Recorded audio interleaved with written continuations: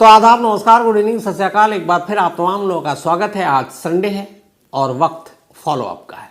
Follow up यानी गड़े मुर्दे उखाड़ने की, फॉलोअप उन खबरों के ऊपर ध्यान देने की, नज़र डालने की जो मालूम नहीं कब कहाँ किन फाइलों में गुम है या जिनका पूरी तरह से इंसाफ होना अब भी बाकी है।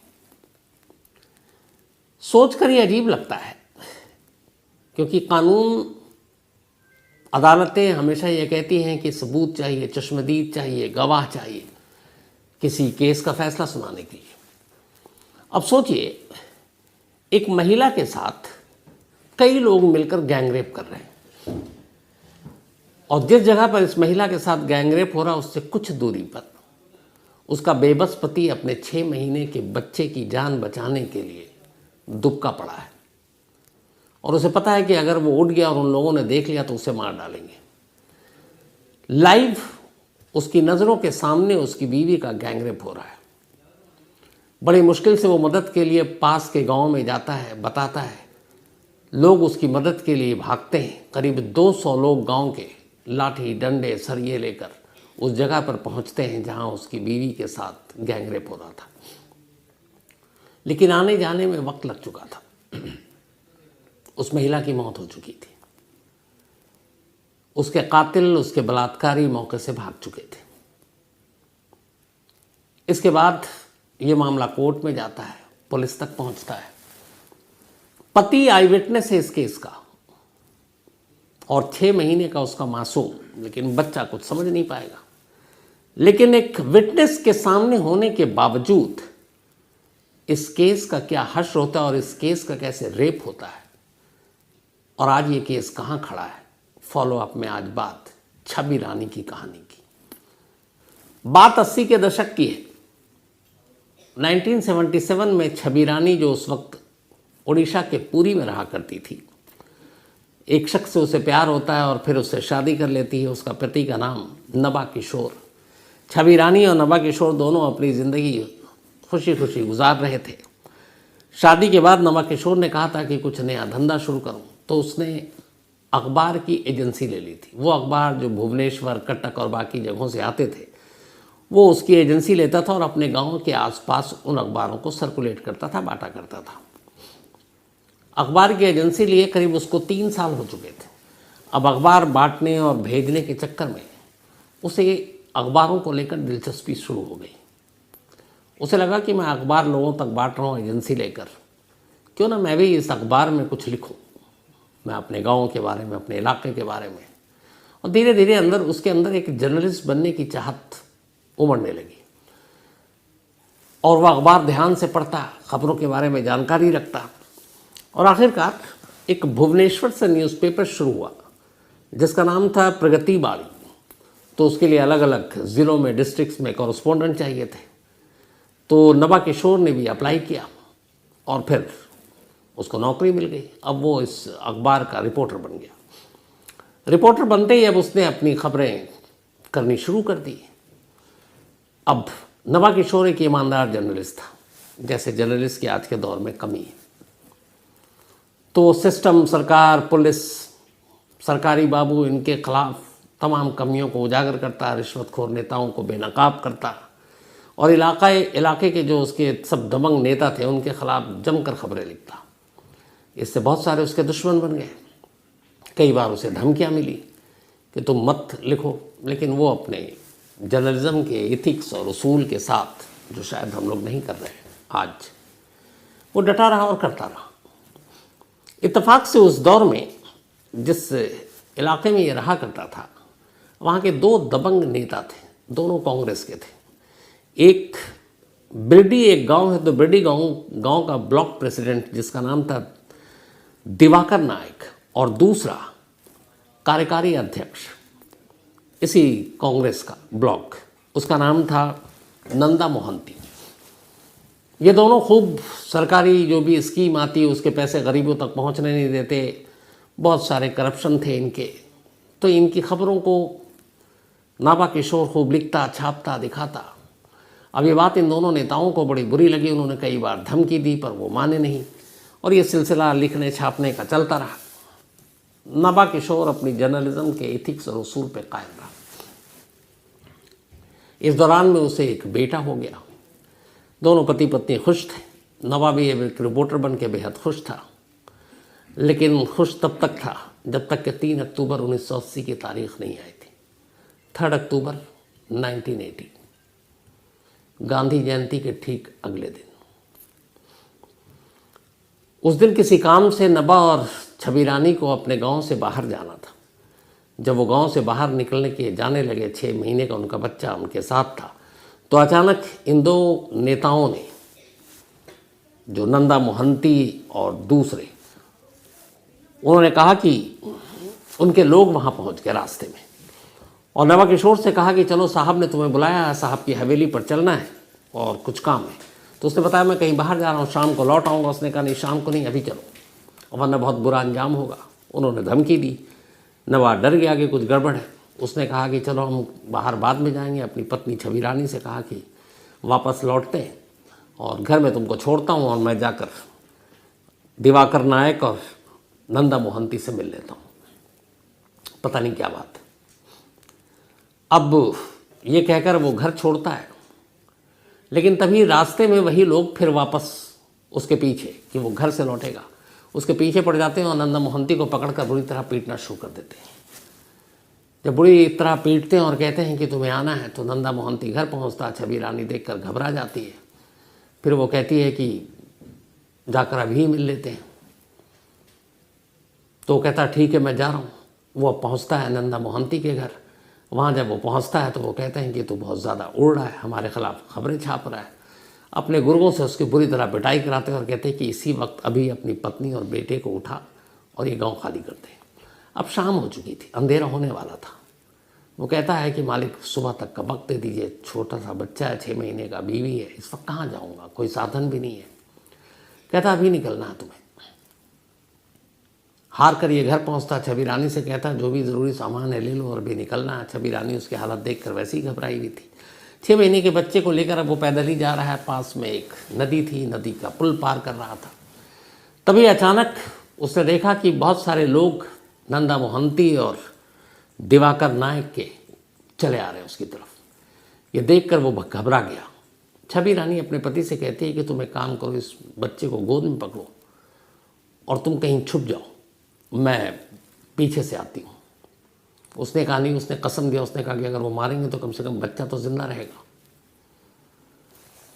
तो नवा किशोर ने सोचा कि बच्चे को कहीं छुपा कर फिर वो लौट कर आते हैं, लेकिन इतनी देर में वो सारे लोग पहुंच गए और उन्होंने छवि रानी को पकड़कर पीटना शुरू कर दिया। अब इस दौरान में नवा किशोर अपने बच्चे का मुंह दबाए एक झाड़ी में बैठा है और सामने से सब कुछ देख रहा है। थोड़ी देर के बाद उन लोगों ने बारी बारी से छवि रानी के साथ बलात्कार किया। नवा किशोर का मन किया कि वो अपने बच्चे को लेकर वहीं पहुंचे, लेकिन फिर लगा कसम दी है, बच्चे की जान बचानी है। वो मदद के लिए उल्टे पैर दौड़ता है। पास में ही एक गांव था, उस गांव में जाकर वो सारी बात बताता है। गांव के लोग उसको एक पत्रकार के तौर पर जानते थे। वहाँ का मुखिया और प्रधान कहता है कि हम तुम्हारी मदद करेंगे। फ़ौरन मिनटों में 200 लोगों को इकट्ठा किया जाता है। सब डंडे लाठी लेकर उस जगह पे पहुँचते हैं, उस नदी पर। जब वहाँ पहुँचते हैं तो देखते हैं कि छवि रानी के जिस्म पर कोई कपड़ा नहीं, तमाम जख्म सर से पैर तक बुरी तरह से नोचा खसोटा गया और अब उसकी सांसें भी नहीं है। नवा किशोर पागल हो जाता है। गांव वाले भी ये देखकर हैरान कि ऐसी दरिंदगी कैसे। इसके बाद वो लोग लाश को उठाकर गांव लाते हैं और उसी रात पुलिस के पास नवा किशोर पहुँचता है और कहता है मुझे रिपोर्ट लिखानी है और मेरी बीवी के यहाँ लाश पड़ी है। पुलिस कहती है पहुँचो, हम लाश के पास आते हैं। पूरी रात बीत जाती है, थाने से कोई पुलिस वाला मौके पर नहीं आता। अगले दिन सुबह ये फिर जाता है। पुलिस वाले कहते हैं कि ठीक है हम रिपोर्ट लिख रहे हैं, थोड़ा वेट करो। पुलिस वालों से हार कर उसको वहीं पे एक सरकारी अफसर आकर ठहरे हुए थे, पोस्ट ऑफिस है वहाँ का, पता चला। वो गया तो उस इलाके के एसएसपी जो है, सीनियर सुपरिटेंडेंट ऑफ पुलिस, उस दिन किसी काम से आए हुए थे। ये हो सकता है इसी चक्कर में आए थे। वो मौजूद थे। नवा किशोर को पता चलता है। वो बड़े बाबू के पास जाता है, कहता है ऐसा ऐसा मेरी आंखों के सामने हुआ है और ये पुलिस वाले रिपोर्ट नहीं लिख रहे हैं। एसएसपी अपने एसएचओ को हड़काता है और कहता है रिपोर्ट लिखो। एसएसपी के सामने अब रिपोर्ट लिखा जा रहा है। वो सारे नाम बताता है, सब नाम लिखा जा रहा है। लेकिन जैसे ही वो कहता है कि यहाँ के कांग्रेस ब्लॉक प्रेसिडेंट दिवाकर नायक और नंदा मोहंती एक्टिंग कांग्रेस प्रेसिडेंट इस ब्लॉक के, एसएचओ हाथ रोक लेता, कहता है इन दोनों का नाम हटाकर बाकी सबके लिखाओ। वो कहता नहीं, इन्हीं की वजह से हुआ है और इन्होंने ही मुझे मारा है। नवा अपनी बातों पर कायम रहता है। एसएसपी सामने खड़ा है। एसएचओ गुस्से में एफआईआर ही फाड़ देता है, कहता है इनका नाम जब तक तुम नहीं छोड़ोगे मैं एफआईआर नहीं लिखूंगा। नवा वापस आ जाता है। अब भी लाश का अंतिम संस्कार हुआ नहीं। गांव वाले गुस्से में, अब गांव वाले भी नवा किशोर और उसकी पत्नी छवि रानी के साथ हो गए। इसके बाद उन्होंने जो इलाके के नेता थे कांग्रेसी और इन सब के लोग, दिवाकर नायक और मोहंती के, उनमें से एक का घर जला दिया। जब घर जला तो फिर मामला बड़ा हो गया। पुलिस बैकफुट पे आई। अब पुलिस ने मजबूरन रिपोर्ट लिखी। रिपोर्ट लिख लिया गया। इसके बाद अब पुलिस ने अपनी तफ्तीश शुरू की। तफ्तीश क्या, लीपापोती शुरू हो गई। तमाम आला पुलिस अफसर इस बात में लग गए कि नवा किशोर, बाकी तो नाम लिखा है लेकिन बड़े जो कांग्रेसी नेता हैं, चाहे वो मोहंती हो, नायक हो, उसका नाम ना लिखे। उन्होंने खूब समझाया, उसे 50,000 रुपये देने की पेशकश की, टॉर्चर किया। फिर एक रोज़ प्रेस कॉन्फ्रेंस की और प्रेस कॉन्फ्रेंस में अब पुलिस को लगा कि उन्होंने नवा किशोर को सेट कर लिया, वो वही बोलेगा जो उन्होंने सिखाया। नवा किशोर ने पुलिस के सामने कह दिया कि हाँ ठीक है, आप जो कहेंगे हम उन्हीं का नाम लेंगे। प्रेस कॉन्फ्रेंस शुरू हुई। तब मीडिया, अखबार के लोग थे। जैसे ही उसने पत्रकारों को देखा, नवा किशोर का अपना पत्रकार जागा और उसने उनके सामने कहा कि पुलिस मुझे टॉर्चर कर रही है कि इन नेताओं के नाम मैं न लूँ, जबकि ये नेता मेरी पत्नी छवि रानी के रेप और मर्डर के अक्यूज्ड है। जब ये मीडिया में बात उसने पुलिस वालों की मौजूदगी में कह दिया तो उनके हाथ पैर भी फूल गए। अगले दिन सारे अखबारों में खबर। अब पुलिस के लिए शर्मिंदगी। इसके बाद ये मामला क्राइम ब्रांच को सौंप दिया गया। लोकल पुलिस को इससे हटा दिया गया, लेकिन सामने वालों की पहुंच बहुत ऊपर थी। अब पुलिस चार्जशीट तैयार करती है और अदालत में पेश करती है, लेकिन अदालत में पेश करने से पहले फिर नवा किशोर को कहा जाता है कि मजिस्ट्रेट के सामने तुम उन नेताओं के नाम मत लेना। नवा किशोर भी पुलिस हिरासत में उनके तिकड़म समझ चुका था। अदालत पहुंचता है, पुलिस वाले इशारा करते हैं, जज साहब जैसे उससे पूछते हैं, वो फ़ौरन पुराने बयान पर कायम हो जाता है और कहता है कि जज साहब मेरी पत्नी के गुनहगार ये लोग हैं, और उनमें वो नंदा मोहंती और दिवाकर नायक का भी नाम देता है, और एक और राजू नाम है, वो भी एक बड़े नेता। जज साहब ये सुनते हैं, बयान दर्ज होता है। इसके बाद मुकदमा चलता है लोअर कोर्ट में। लोअर कोर्ट में जज साहब कुल 8 लोगों को उम्र कैद की सज़ा सुनाते हैं, जिनमें ये दिवाकर नायक और नंदा मोहंती भी हैं। लगता है नवा किशोर को कि वो ये जंग जीत गया इंसाफ का। एक शख्स जिसे हर एक ने, सिस्टम ने कुचलने की कोशिश की, अब उसकी जीत हुई, लेकिन ये उसकी गलतफहमी थी। लोअर कोर्ट के फैसले के खिलाफ तमाम आरोपी हाई कोर्ट पहुंच जाते हैं। हाई कोर्ट में मुकदमा चलता है। तमाम बड़े खेल अब शुरू होते हैं। बड़े बड़े वकीलों की फ़ौज जमा की जाती है तमाम नेताओं की तरफ से, और फिर वहाँ ये मुकदमा लड़ा जाता है। हाई कोर्ट एक ऐसा फैसला सुनाती है जिसे सुनकर हर एक कोई चौंक उठता है। लोअर कोर्ट के फैसले को पूरी तरह से पलटकर हाई कोर्ट उड़ीसा की 8 के 8 आरोपियों को साफ बरी कर देती है। कहती है कि पुलिस की इन्वेस्टिगेशन में कहीं भी ये साबित नहीं होता है कि ये लोग छवि रानी के रेप या कत्ल के गुनहगार, सबूत नहीं है, इसलिए इन्हें बरी किया जाता है। नवा किशोर एक बार फिर टूट जाता है। उसे लगता है ये क्या हुआ, मैं अपनी बीवी के साथ जो भी हुआ उसका विटनेस हूँ, चश्मदीद हूँ, और जो अखबार के बाद जो पिटाई और सारी चीज़ें कड़ियाँ जुड़ रही हैं, लेकिन यहाँ काले कोर्ट वाले कुछ और कहानी सुना रहे हैं, अदालत कुछ और फैसला। टूट गया। उसे लगा ये सब बेकार है, ये ज़िंदगी बेकार है। वो हार मानने ही जा रहा था कि तभी कुछ अच्छे लोग सामने आए, कुछ NGO सामने आए। उन्होंने कभी एक और दरवाज़ा खुला है, देश की सबसे बड़ी अदालत सुप्रीम कोर्ट का। इसके बाद ये लोग सुप्रीम कोर्ट पहुंचते हैं। अब तक 22 साल गुजर चुके थे इस पूरे फैसले की इस कवायद में। 1980 का मामला 3 अक्टूबर, अब अप्रैल 2002 आ गया, और आखिरकार अप्रैल 2002 में सुप्रीम कोर्ट ने अपना फैसला सुनाया। सुप्रीम कोर्ट का फैसला भी आधा इंसाफ ही कर पाया। सुप्रीम कोर्ट ने अपने फैसले में, हाई कोर्ट ने जिन 8 को बरी कर दिया था, उनमें से 4 को उम्र कैद की सज़ा सुनाई और 4 को बरी कर दिया। और अफसोस और हैरानी की बात ये कि जिन 4 को बरी किया गया उनमें वो नंदा मोहंती भी था, वो राव भी था, वो दिवाकर नायक भी था। मतलब जितने बड़े नेता, जितने बड़े लोग, वो सब बरी। हालांकि सुप्रीम कोर्ट ने इस पूरे केस की जांच पर lower court, high court, police को फटकार भी लगाई, बरहम भी लगाया, लेकिन 4 लोगों को बरी भी कर दिया। जब ये फैसला आया तो नवा किशोर यही सोच रहा था कि इस फैसले पे वो खुश हो या रोए, क्योंकि उसके हिसाब से वो एक ऐसे गुनाह का इकलौता चश्मदीद था जिसके सामने सब कुछ हुआ। उसका मासूम बेटा उसकी गोद में था, उसकी पत्नी उसके सामने लुट रही थी, उसको मारा जा रहा था, और उसकी इस गवाही के बावजूद अदालत उसके बयान पर भरोसा करने को तैयार नहीं। पुलिस वालों ने उसके बयान को तोड़ मरोड़ कर पेश किया, वकीलों ने अजीब तरह से गवाह और दलीलें रखी, जज ने उनकी बात मानी। एक कोर्ट ने 8 को सज़ा दी, दूसरे कोर्ट ने 8 के 8 को बरी कर दिया, तीसरे कोर्ट ने 8 में से 50% को बरी किया, 8 को सज़ा दे दी। तो कुल मिला के ये फैसला है क्या और हुआ क्या? आज 2024 में ये केस वहीं खड़ा है। नवा किशोर को आधा इंसाफ मिला, आधा नहीं मिला। आज भी उसके दिल का जख्म उतना ही हरा और गहरा है। बरसों तक वो लोग उसके बाद उसके पास से गुजरे और कई बार ताने भी मारकर गुजरे कि हमसे बड़ा यहाँ कानून नहीं है, जो हम हैं हम ही लोग हैं, हम ही कानून हैं, हम ही अदालत हैं, हम ही इंसाफ है। अब उनकी बातें जैसा भी उन्होंने कहा होगा, लेकिन कम से कम इस सिस्टम के बाद लगता तो है कि शायद वो लोग सच थे, और नवा किशोर जैसे लोग शायद इसी के हकदार थे, क्योंकि वो अकेले अपनी लड़ाई क्या सारी जमा पूंजी उसने बेच दी, एजेंसी ली थी, वो पैसे जो पैसे बचाए थे वो घर जायदाद सिर्फ अदालत के चक्कर काटने के लिए। उस दौर में उस शख्स ने मतलब 1.5-2 लाख रुपए खर्च कर दिए थे। 1.5-2 लाख रुपए, आज से 44 साल पुरानी बात बता रहा हूँ आपको। उसकी आज की क्या कीमत होगी।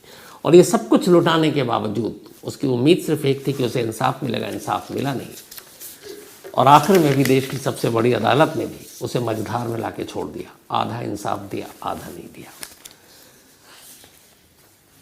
ये तो सिर्फ बानगी है, ना जाने ऐसे हमारे देश में कितने केस पड़े हैं। इसी कहानी के बहाने मैं आपको एक तस्वीर दिखाना चाहता हूँ। हमारे देश के ये जो नेताओं, जो लोग अपनी ताकत, सत्ता, अपने दबंगई से कैसे कानून का फ़ायदा उठाते हैं, कैसे पैसे कमाते हैं, अपराध करने के बावजूद कैसे वो जेल की बजाय विधानसभा में और लोकसभा में पहुंचते हैं। एसोसिएशन फॉर डेमोक्रेटिक रिफॉर्म्स, ये हमारे देश की एक नामी संस्था है, ऑर्गेनाइजेशन है, जो ख़ासतौर पर हमारे माननीय यानी कि जितने नेता हैं, चाहे लोकसभा के हों, सांसद, विधायक, मंत्री, इनके ऊपर रिसर्च करती है और पता करती है ख़ासतौर पर इनके क्राइम के ऊपर। तो इसी एसोसिएशन फॉर डेमोक्रेटिक रिफॉर्म्स यानी ADR के कुछ इंटरेस्टिंग डेटा है जो आपको ज़रूर जानना चाहिए। हमारे देश में अभी मैं करंट की बात कर रहा हूँ, ये 2024 की, जितने भी MPs हैं उनमें से 40% 40% सांसदों के खिलाफ क्रिमिनल केसेस हैं। इन 40 में से 25% के खिलाफ संगीन क्रिमिनल केसेस हैं, यानी मर्डर भी है, अटेम्प्ट टू मर्डर भी है, किडनैपिंग भी है और क्राइम अगेंस्ट विमेन भी है। 25% MPs जो है हमारे। ADR की रिपोर्ट के मुताबिक लोकसभा और राज्यसभा, हमारी ऊपरी और निचली जो सदन है, इसमें दोनों मिलाकर, राज्यसभा और लोकसभा के MP को मिलाकर 776 सीटों पर 763 करंट MPs हैं, दोनों लोकसभा और राज्यसभा को मिलाकर। इन 763 सांसदों में से 306 ने, चुनाव लड़ते हैं तो आपको खुद अपना घोषणा पत्र देना होता है, उन्होंने बताया कि हाँ हमारे खिलाफ क्रिमिनल केसेस हैं।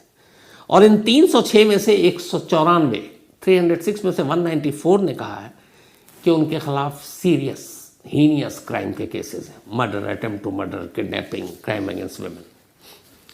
स्टेट वाइज चलें तो केरल में 29 लोकसभा और राज्यसभा के एमपी हैं, उनमें से 23 के खिलाफ क्रिमिनल केस है। बिहार में 56 में से 41 के खिलाफ है।